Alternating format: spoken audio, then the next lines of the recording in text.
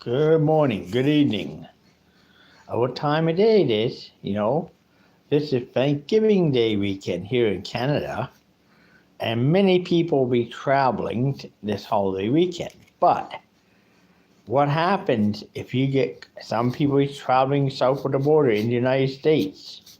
Some people will be traveling north into Canada, Cody. Some people will be traveling from far away places. What what do you think I'm getting the point? This point in the video is not for entertainment. To drive a message home about drinking and driving or having an unfit vehicle on the road. These are the things that a lot of time people think, well, oh, my car engine runs just beautifully fine and my body is not that, and the car is no rusty. What we'll do, we get on the highway and they go driving along. They're sitting around, and there's a police car, and there was the lights on saying, you pull over. Hey, you pull over now, please. You pull over the side of the road. You get out of and the police officer, well, your vehicle is very unsafe to drive on the highway. And my motor runs good. Well, that's not good enough. Your vehicle's unsafe. You have to impound your vehicle, tow it away, unfit to be driven on on highway anywhere.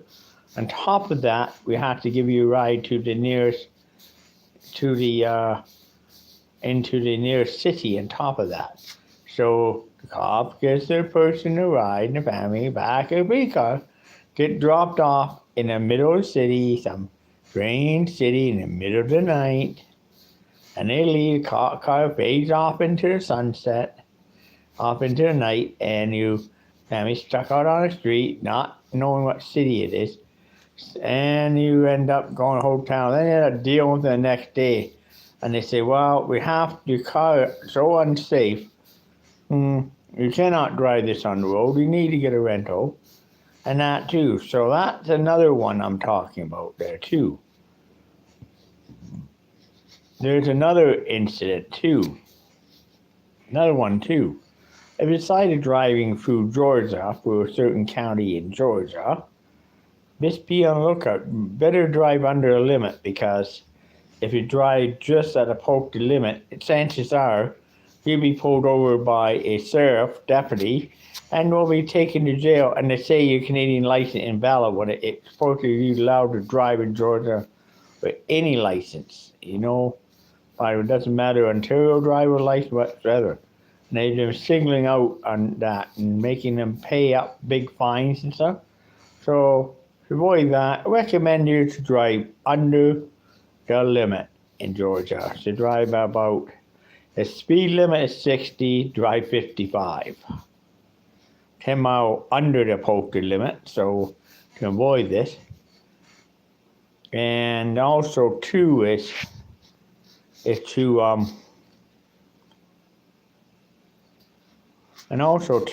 you do get pulled over and said by a sheriff deputy saying your Ontario driver license is not valid in Georgia, that's a lie.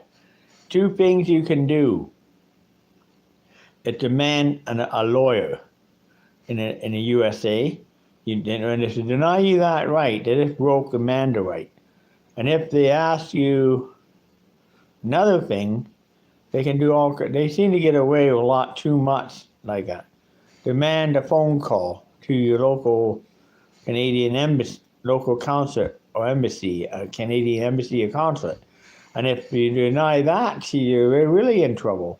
And if you do get to a local jail, then you might want to make a phone call on a collector call phone. And trust me, if you're transgender female and it's in some places down in the southern Bible Belt, southern U.S., and you get pulled over by a police car in the United States, what do you think can happen? I will tell you what's going to happen to you. Do you want to know or not? I will tell you what's going to happen. Number one, you'll be arrested. Number one is they will turn around and they will ask you for your driver's license and registration, which is random promptly.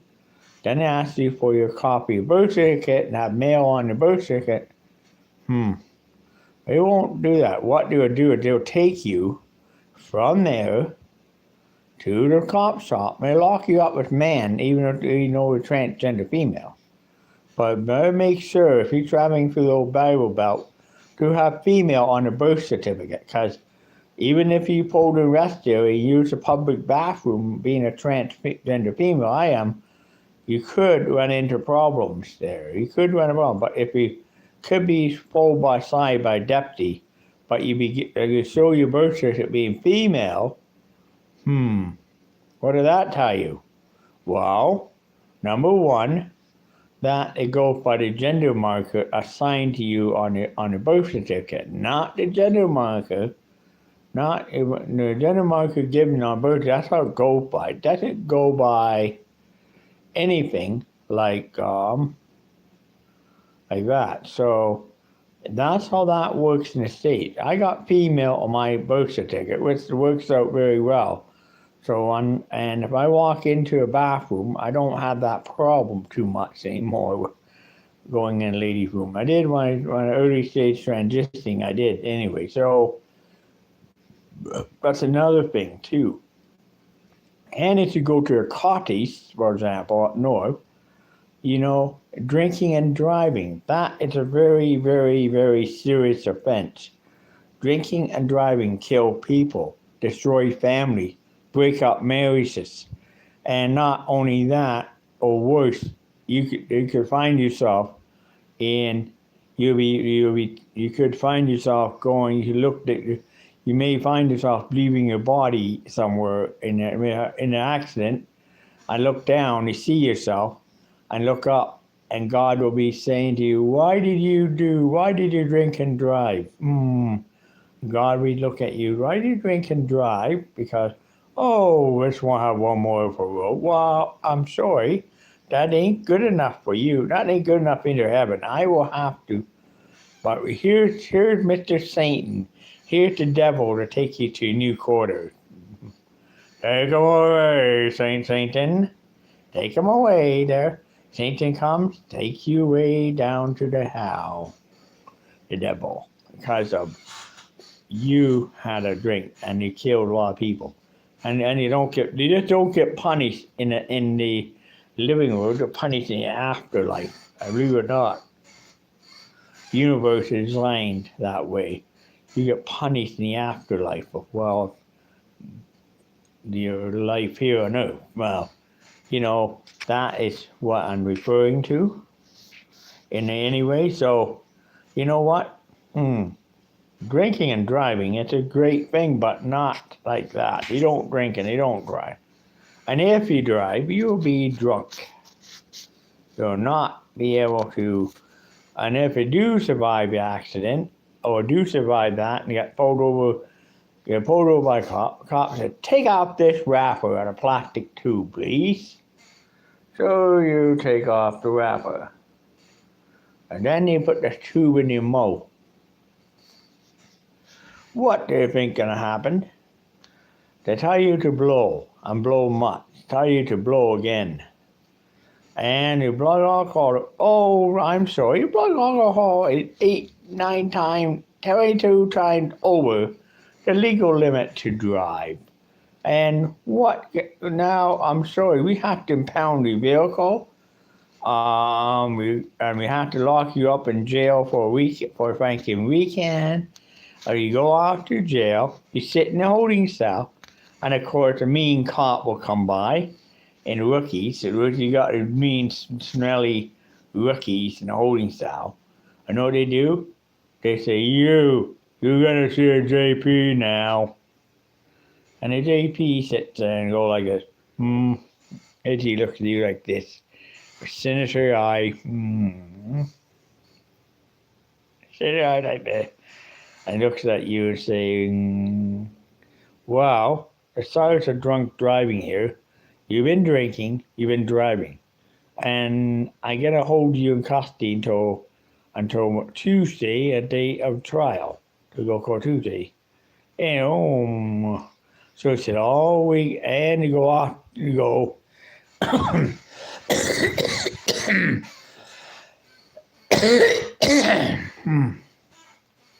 Off you go to detention center. What happens when you get to detention center? They take you to a local detention center. And in Hamilton, they take you to Barton Street Jail. Where you're going to be put in a cell with some big fat person. And you're going to go poof on your face. Poof. And you're going to be beaten up, brutalized, tortured. And you're going to be looking at it again. You got black eyes, broken jaws. And running to guard and help me, guard, help me. They beat me up. And the guard turns around and says, I'll get to it when I finish my coffee. They drink a cup of coffee. and they get beating around finally. And then they turn around and do this. They put, then in step 2, is the guys who crack cocaine, hot pills. Here, take one of these, and it'll help you, make you feel better. So you take a hot pill.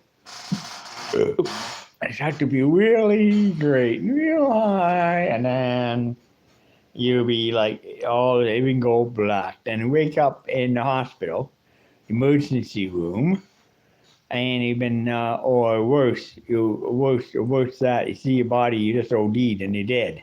You're going off to the kingdom come. Then you're going away some far, far away to a place you don't want to go to, hell.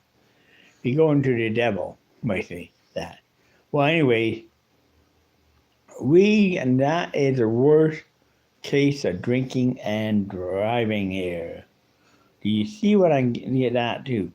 Well, worse, you take another detention and put you in jail and beat the crap out of you for that, and then they turn around and go to court. You got black eyes. You sit in front of a judge, and the judge is really crappy. Then you get a really nasty judge in a courtroom who looks at you like this. I'm making a judgment here. I'm making a judgment like this and say, you know what? He makes a judgment here and go, this court now sets him all right. You may be seated, Honor will say to the people courtroom. And the judge will look at me. Hey, my lord, we one thing about a matter in front of it is this person who drank and drive and was pulled over on Thanksgiving Day weekend. And yeah. Well, will you, what do you want to do? Well, could you, I recommend them to be released and to a detox. A judge look at, well, judge said he done this before, so, and caused the same incident, drinking, he had done like 2-month detox, and that didn't smarten her up, or he or she up. Unfortunately, spent 6 months in jail for drinking and driving. That didn't smarten a person up, unpaid fines here and all of that. So I'm going to have to say, fortunately, I will give this 6 months. Didn't smarten her up. 6 years rule. Case dismissed.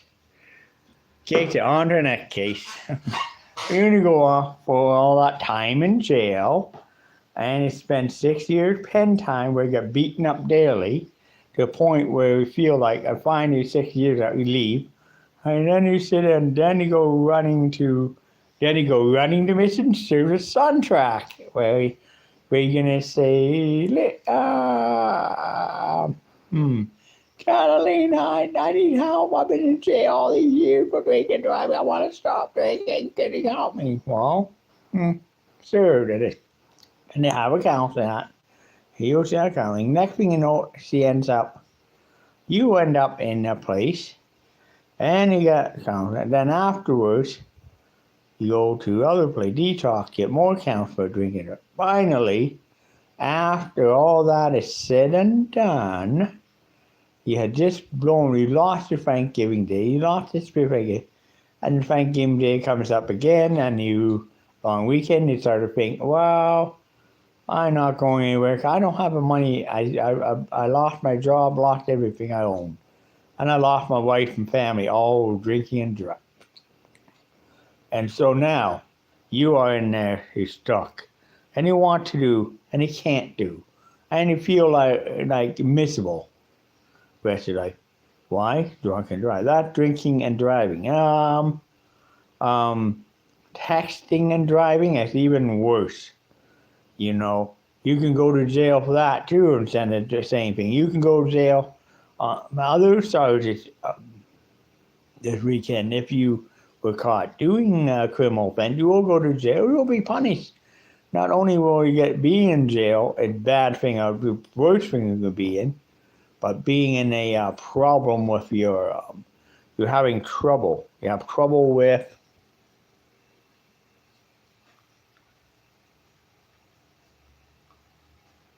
all kinds of problems. And the problems don't end when you leave jail. We have problem too. You just lost your job, and you can't. Anyone on Ontario works, any or welfare or Social Security and state, because they can't get a job. Think about it. So if you're gonna drink responsibly. Don't drink and drive. Take a taxi, public transit, log over. And if you take a public bus, transit bus, home, you arrive home, you get up in the morning with a headache, of course, and you feel good about yourself doing that. If you took a cab home, you arrive home by taxi, and you look at yourself, and I feel good. Oh, I feel great in the morning. You feel good, and you have a headache. Right, that way better than going out and getting drunk. You will go work the next day, not spend your time in the jail cell. Anyway, blog over.